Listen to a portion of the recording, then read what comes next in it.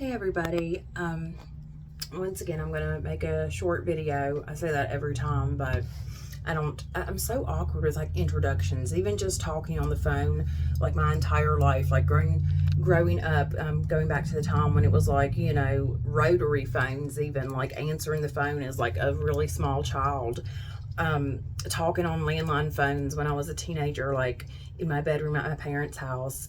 I was always like so awkward on the phone, and particularly hanging up and saying hello gave me like this weird social anxiety. And now that I'm making videos and really trying to like push my comfort zone and work through my issues with putting myself out there and speaking and socializing, I have like this really odd anxiety about introductions, you know. And I think people that I like to watch on YouTube, that are like born to make videos, that are like, oh, hey everybody, and it just seems like really cool and really upbeat and also very natural. And with me, I'm always just like, hey. But I'm working on it. I'm actually like, I feel like I've made progress in the like 10 or whatever videos that I've done. I feel like I'm getting more comfortable kind of like sharing my stories or whatever's on my mind. But anyway, like I've already gone off track, but I'm going to talk about just a couple things I wish I would have known before I was almost killed.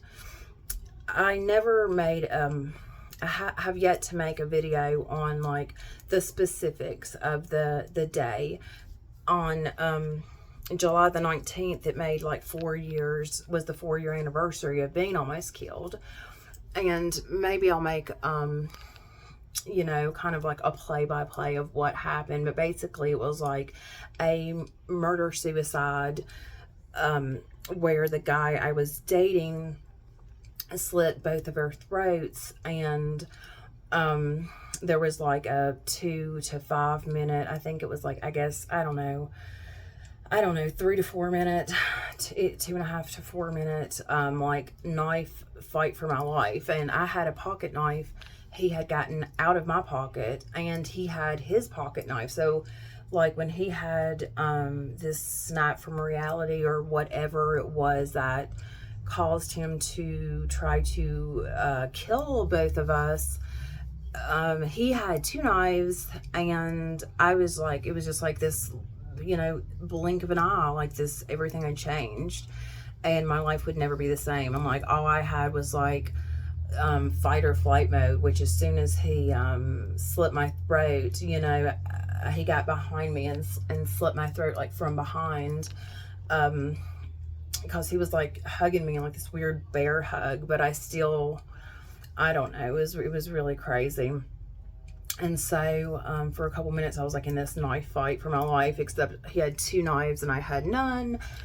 And when I woke up in the hospital, it was 48 hours later. I had been in like this medically induced coma for 48 hours while they sewed my neck up and my face. I could feel the air where he had split my lip. That was like a gaping wound. He had cut my ear in half.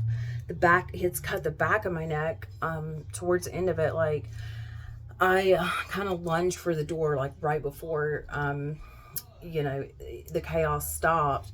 I had kind of lunged for the outside door, and I like slipped in blood. It was like a classic horror movie thing. It's like I fell, but I mean I fell in blood, and I fell forward and he like slit the back of my neck. I have like a lot of defensive wounds, and my fingers all messed up because like he almost cut my hand in half. Like the blade went down. And I kind of talk more extensively about it and about my injuries on this one video that I never actually uploaded. But like I said, 48 hours after that incident, I woke up in the hospital realizing I had been in surgery. Like my hand was almost severed. Both my hands were in casts. I was in the hospital for a month. I had hundreds of stitches, all this emotional trauma. My whole body, like every wound I had felt like it was on fire. It was like burning. It hurt so bad. And I had this emotional pain, and like you know, the top of my hand too is really fucked up. and it's like I was processing the fact that, oh, he died, you know, it was just a very surreal event to process. And really, it was the start of my sobriety. And, you know, it was the start of me deciding to take a chance on myself and live an authentic life. And with that came sobriety, you know, but I had to figure out a way to get to a point where I did not want to escape myself. I did not want to outrun myself. I did not want to not participate in life. I just had to figure out how I was going to create a life that I wanted to participate in. And so, you know, that's where that journey started. And if I could, you know, hindsight's 2020, but if I could go back, you know, to before, you know, that happened, and just not be with someone in the first place, you know, who had such a blatant disregard for myself or life in general. I just wish it's so obvious now, you know, that I see life is so beautiful, and it's worth living, you know. It really is a beautiful thing. And I just have like this appreciation for life that I didn't have before. So if I could go back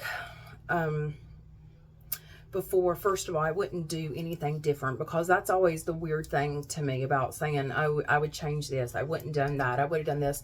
Even like the worst things, even being almost killed, I wouldn't have changed it, because, you know, why would you? You know, it was the catalyst of, if he had not tried to kill me, I 100% believe in my heart and soul that I would be dead. I think I would have been dead within a year of getting out of the hospital in 2018.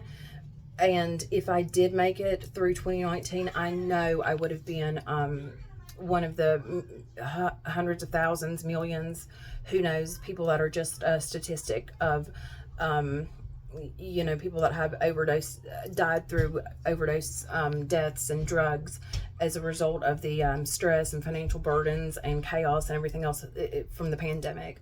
I would have absolutely died, I know, in 2018, 19, or 20.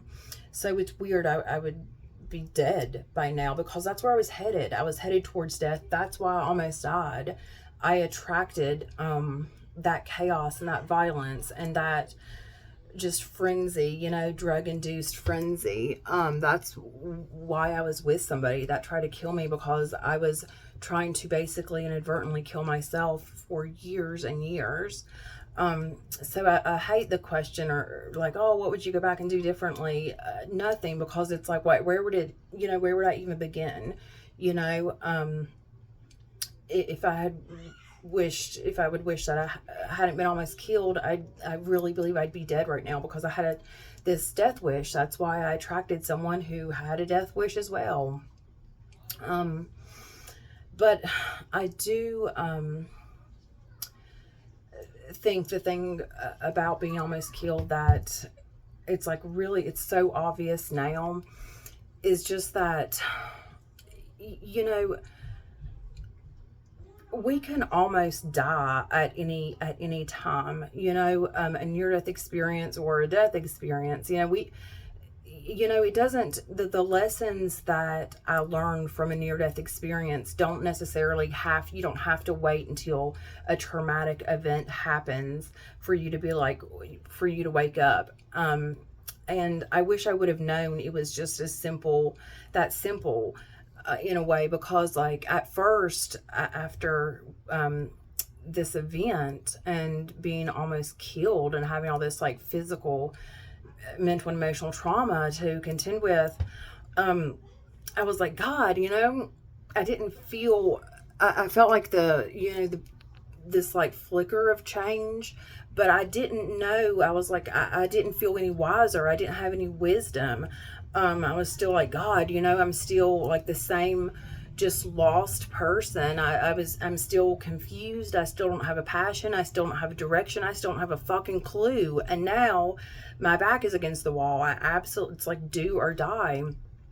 And I just wish I would have maybe known, nobody has a clue. You just have to try to live from a place of authenticity. That's all anybody can do, if they're lucky. And I thought like I was gonna have to, do things perfect, or like have, this like be born to sing, or like have this like super rare talent. And if you're not just, born like one of these people, that you don't have any chance of like having a good life. And if you just, I just didn't know. All I had to do was, every little thing that I'm like, that would be neat to do. I mean, just try to do it. That's why like journaling was such like a groundbreaking thing for me, because like even just keeping a diary, like writing, meditating, that's something else. It's like I always thought, that would be cool to do. I like to meditate. Now that everybody has, a computer basically in their pocket, you can get tips on anything, and meditation and writing is free. And it still like was like something that just seemed like something, life just seemed like something other people did, and it's like, God, just do what you want. That's what I wish I would have known. I could do. I could have been doing this whole entire time, but instead of waiting until I was 34 to be like, I think I'm going to start journaling. I think I'm going to start a meditation practice. To take the reins of my life took until my mid 30s, and it took a traumatic event that came after, years of traumatic events, because that's all addiction is, just like trauma and chaos and like this fleeting synthetic euphoria that's like a mirage. And I just made life so fucking complicated. And, I just acted like I needed like this manual. I was so, my whole life was just dictated by like fear, in every single capacity, like every fear imaginable, which is crazy because, drug addicts live such a, destructive life and an a chaotic life. But I was afraid to go a certain way, commit to anything, give myself a shot, because what if I fail? What if I suck? What if I'm not good enough? What if people think I'm stupid? What if, and like, my God, it's really, not that serious, And I've noticed like all I can do is just do what feels nourishing,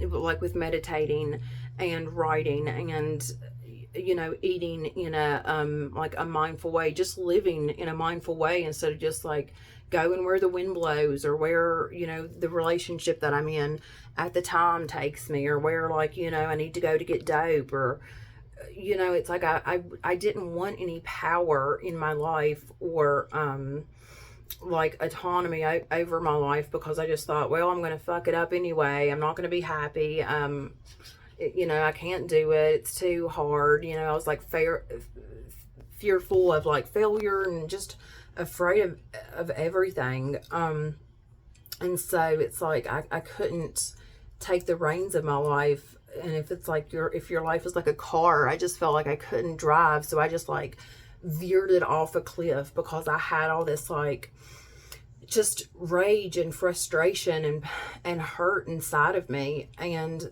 I think the reason why I was in so much pain like for so long, and like I said in one of my first videos, even when I was like 4, I just felt like uncomfortable around people.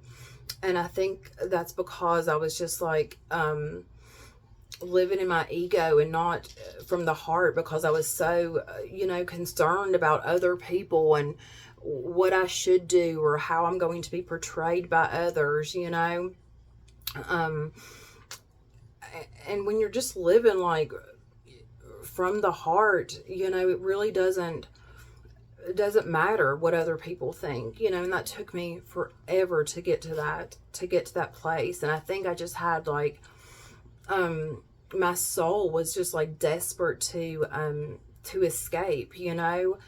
And that's another thing, like, I don't know if it's right or not, but I really believe like I manifested this potentially deadly relationship because I think my soul was just like, you know, fuck it. Like, I'm gonna, like, I feel like my soul made like a power move and was like, I'm going to take the reins of this motherfucker, because clearly you are not in your ego. And I think my soul just was like, you know, I'm gonna make you fucking step up, you know, like shit or get off the pot, right? So I think my soul made like a power move and just demanded to be seen, and was like, you know, live authentically, attempt to live authentically, or fucking be done with it, you know. And I just feel like so fortunate and grateful and lucky that, you know, 34, yeah, it's my mid-30s, but whatever, better late than never, you know. And if, as long as you're alive, it's not too late, and that is so much more than other people can say, you know. And so, anyway, have a good night.